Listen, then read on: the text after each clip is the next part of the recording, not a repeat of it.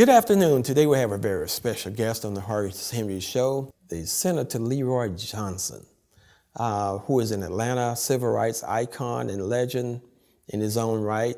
Senator, how are you today? I'm doing fine, and thank you for having me here. It's so nice to have you with us. Thank you. Now, I know that you were born in Atlanta. Tell us something about growing up in Atlanta. You were born in Atlanta, right? Yes, yes. So are you a Grady baby? I certainly am.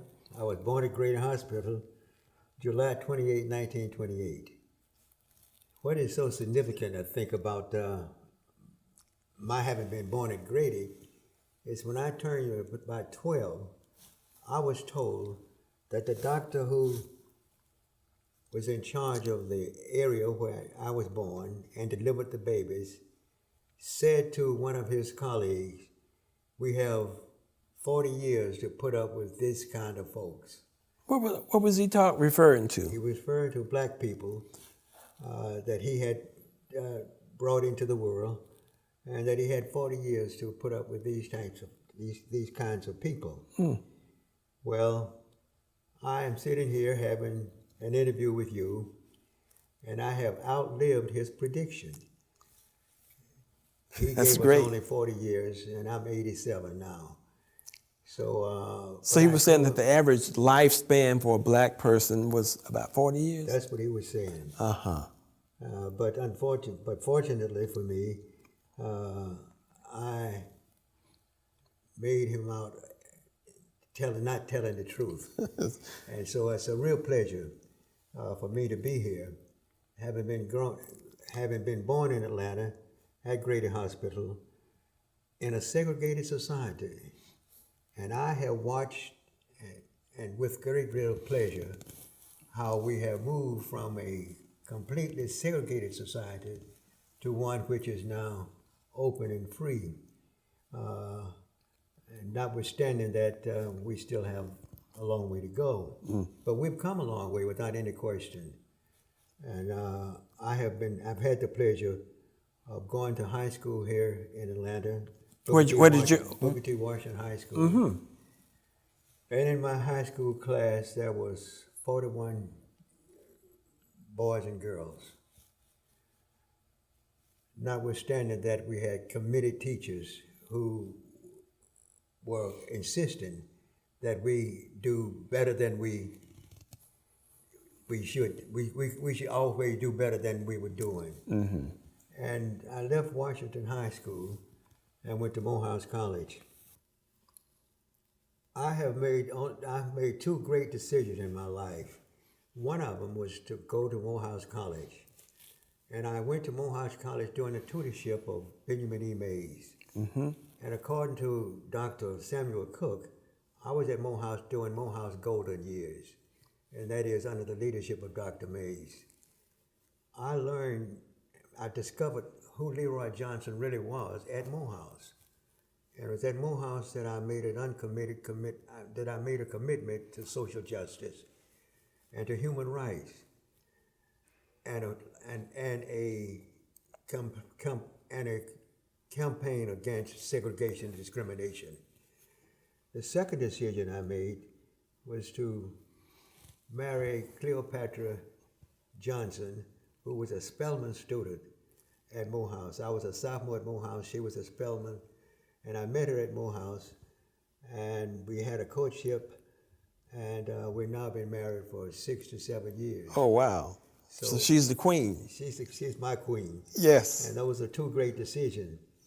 But what I'm most impressed with was what Morehouse was able to do for me and did for many other black males who did not know who they were when they went to Morehouse, but left Morehouse with a vision that they had to make a contribution, to do something to change the world.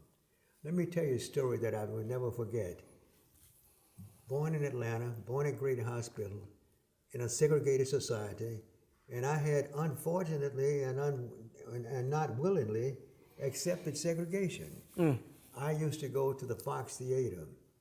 You go to the Fox Theater, you enter the front, you pay your money, and you go around to the back and go upstairs to see the picture.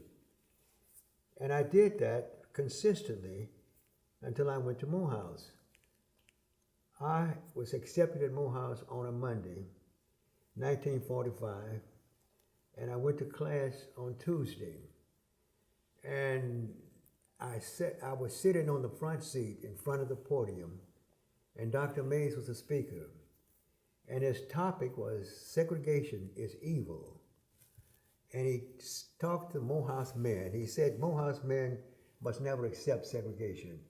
You must always fight against segregation, because segregation is based on an assumption that white people are greater than black people, smarter than black people, can do better things than black people, and say that's not so. Well, I sat there and I listened to Dr. Mays saying what Morehouse men could not do. And then Dr. Mays said, if you ever go to a segregated society, a segregated theater, you're paying for segregation. You're going to the front door, you're paying, you're going around to the back and go upstairs, and you're making an admission that people downstairs are better than you. And Morehouse men must never pay for segregation. I sat there, Mr. Henry, and on the front seat, looking at Dr. Mays as he was speaking, and I really thought that Dr. Mays saw me going into the Fox Theater the Sunday before going to Morehouse that Tuesday. And I sat there with my head down, thinking that he saw me going to the Fox Theater and that I was paying for segregation. Dr. Mays said to us, in this society, in a segregated society, I want you to remember that you must be ironclad and steel girded in order to survive in a segregated society. From that day on, I never ever went to another segregated theater. I began to believe that my foundation, my personal foundation, was based on what Mays said to us. He said, get yourselves an ideal and cling to it and worship it as though it was Almighty God. Because to survive in a segregated society, you must be ironclad and steel girded. And it was that ironclad and steel girded philosophy that became the basics of my personal philosophy. I never ever went to a segregated theater, and my goal was to fight segregation as hard and as much as I could. And I left Morehouse and went to Atlanta University, got a master's in political science, left Atlanta University and went to law school, and got a degree from North Carolina Central Law School.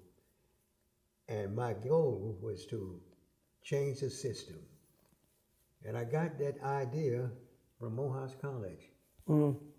Now, were you there during the time of, were you before Dr. King or after Dr. King?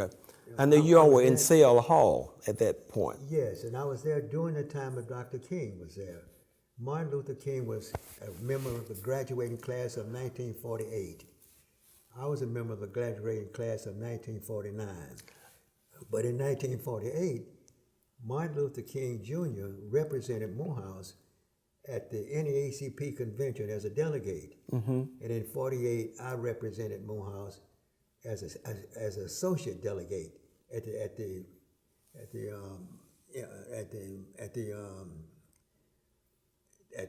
NAACP convention. Where was that? Was that in Atlanta? Where was that? Outside of Atlanta, I believe.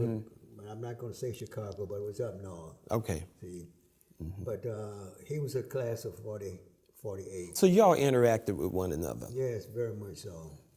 And also in that class was Dr. Samuel Du Bois Cook, who later became the president of Florida A&M, was it? President of Dillard. Dillard University, right, in New Orleans. Dillard University. A great scholar. And he wrote the book dealing with Dr. Mays. As a matter of fact, he gave the eulogy at Dr. Mays' funeral. So is Dr. Cook still with us? Yes, he is. He's a member of Ebenezer Baptist Church. Okay. And I met him once. He's still with us. Great guy.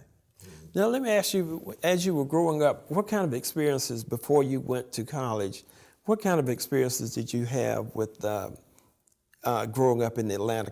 Did you grow up in Southwest Atlanta, or where did you grow up? I grew up in Southwest Atlanta. but it was completely segregated, and your activities was limited. I went to Walker Street Elementary School, then left there and went to Booker T. Washington High School. But your limitations were, your activities was limited, and then there was an artificial ceiling over the top of your head. And when I grew up, you can think about going to college. The only thing that you could thought you could be was maybe a lawyer, but there were so few black lawyers that they were not.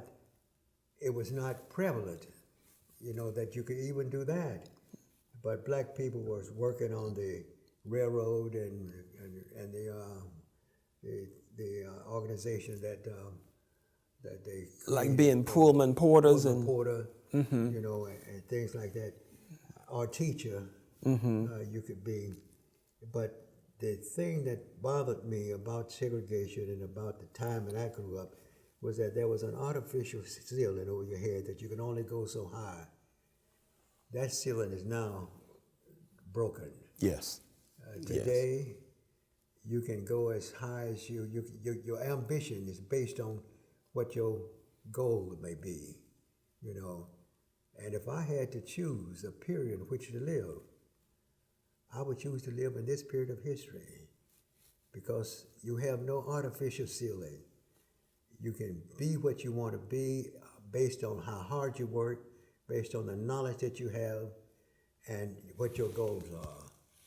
And that's the significant thing about this stage, this living today's age. Now, and I know that you were politically connected while you were in college under the influence of Dr. Mays and others, and then you went ahead to become a successful Atlanta attorney. Tell us something about how did that transition come about from being a college student at Morehouse to being a successful attorney before the political thing? At Morehouse, I had some great teachers. I had Robert Brisbane, who graduated from Harvard and came to Morehouse. And he was my teacher at Morehouse. And I said to somebody later on that I had a great education at Morehouse because I had a Harvard professor teaching at Morehouse.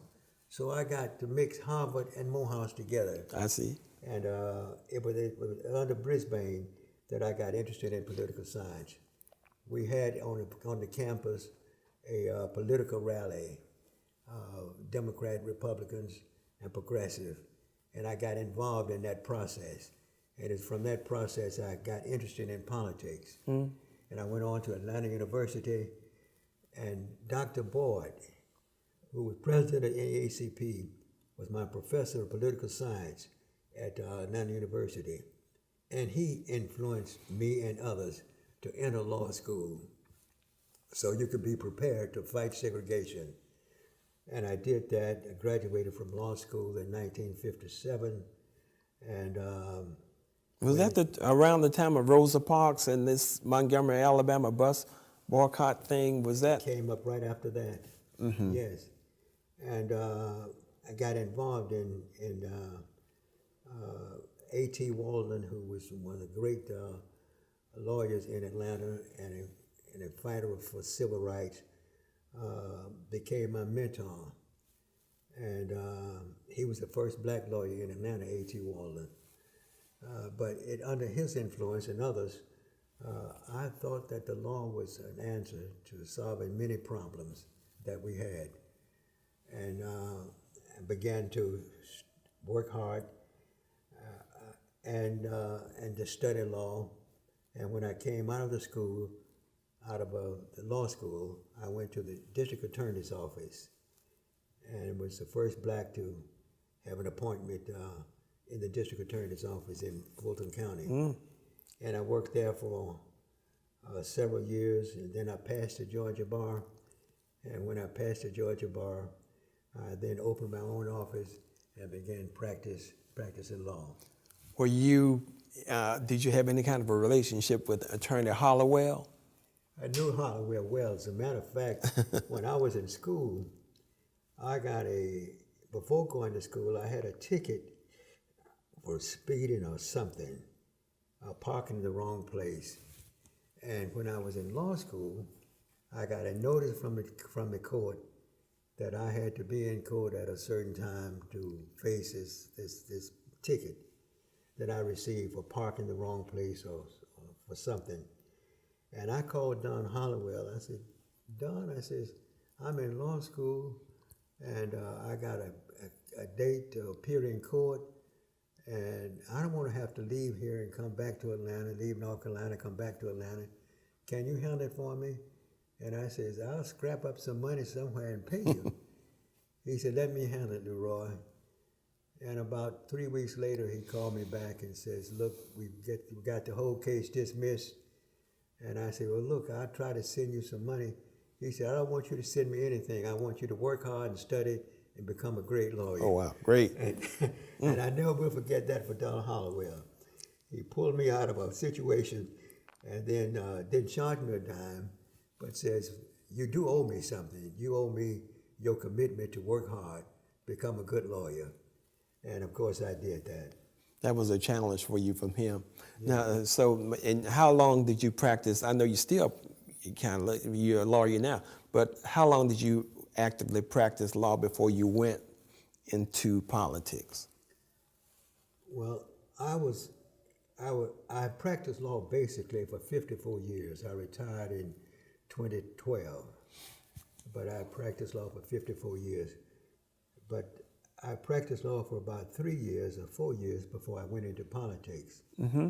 At the time I went into politics, it was during the time in which there was a county unit system in Georgia where the small counties had great power over the larger counties.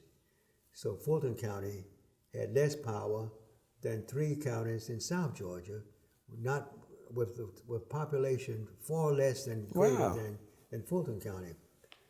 The Supreme Court made a ruling that the county unit system was adverse to the Constitution of the United States and declared it unconstitutional. Mm-hmm. When they did that, I ran for office.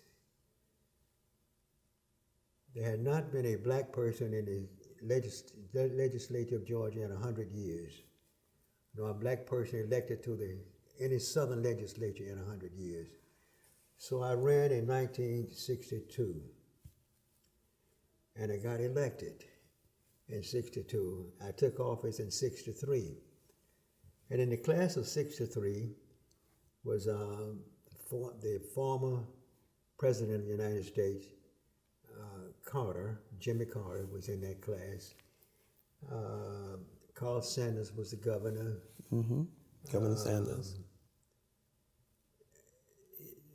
Another governor was also in that class. It'll come to me in just a minute. But it was the class of 63 that I was elected to. And the interesting thing about that, Mr. Henry, was the fact that the session is about a 45-day session. And not one white legislator outside of Fulton County spoke to me during that whole session. We had a Fulton County delegation, but beyond the Fulton County delegation, not one senator from South Georgia, Middle Georgia, or North Georgia spoke to me. They really thought when I got elected in 1962 that the ceiling would fall and the seats would crumble because the black man had been elected. Their experience had not been on the basis of dealing with black people on the basis of equality. It's always been a master-servant relationship, and they came to the legislature with that kind of feeling. So the first thing I had to do was to prove to them and to myself that a black man can be as great a legislator as a white man once you had an opportunity, which means that I had to study hard the rules and regulations of the Senate. I used to take the book of the Senate with me to bed to study the rules and regulations because they wrote the rules, they respect the rules, but you had to know what the rules were in order for them to respect you. And so I figured that I had to know more about the rules and regulations than anybody else in the Senate. And I concentrated on that. How the opportunity that I had to speak on the floor, the fact that senators were permitted to do certain things based on the rules and regulations of the Senate. I had to know what they were. And I spent most of my time reading and the rules and regulations of the Senate. I did that. And what is so interesting is that the first year, just about 1 week or 2 weeks before the end of the session, where no senator had spoken to me at all, I was going to a committee meeting. Each senator is given so many committee assignments by the president of the Senate. So I had a committee assignment, and I was going to that committee meeting. None of the senators in that meeting had spoken to me for the whole session. But just before I got to the meeting, a bill had come up to be reported out of the committee. And the procedure was that the members of the committee would look at a bill, determine whether it should be voted out of the committee, back on the floor of the Senate to be sent to the House of Representatives to be voted on in the Senate. So just before I got to the meeting day, the bill had been brought up, and it was a tie vote whether to send the bill out of the committee to the floor or not. Not knowing that, when I got to the door, I opened the door and walked in, and the senators were sitting on 2 seats in the room. And when I walked in, the senators who had never spoken to me before jumped up, ran over to the door when I walked in, grabbed me and said, "Senator, I need your vote." And I sat there for a moment, and I said to myself, I wonder what happened to my blackness. Because these senators, who now was standing close to me and even touching me, had never spoken to me for that whole session. And they said, "Senator, I need your vote. I need you to vote with me to get this bill out of the committee." The other group says, "I don't want you to vote with him, but vote with us to keep the bill in the committee." So I sat there, Mr. Henry, and I looked, and I said to myself, if I didn't know before now, I know how important the vote is. When I walked in the door, they didn't see the black man that they hadn't spoken for the whole session. They saw a vote coming in the door, and they needed that vote, so they jumped up from the table, walked over, rushed over, grabbed me and said, "Senator, I need your vote." Wow. I also realized that a situation like that, you have to take advantage of it. I had 2 bills that was in the Senate that I had put in the Senate committee, and they had taken my bills and put it in what they call the cemetery pile, never to come up again. And so I said to them, I have 2 bills in this committee. I want my bills out. I want my bills to be called today and voted on. And if my bill passed, I'll go with whoever voted with me to get my bills out. Makes sense. So what happened is that they called my bills up, the 2 bills I had there, brushed them off, put them on the table. One group moved that they do pass, and the bill passed out of the committee. I then gave my vote to that group that passed my bill out. They got their bill out, I got my bill out.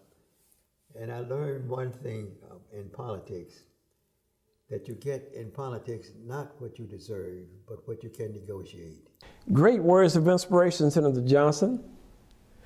I hope that you all have enjoyed the conversation today with Senator Leroy Johnson, and we look forward to seeing you the next time on the Horace Henry Show. In the meantime, take care.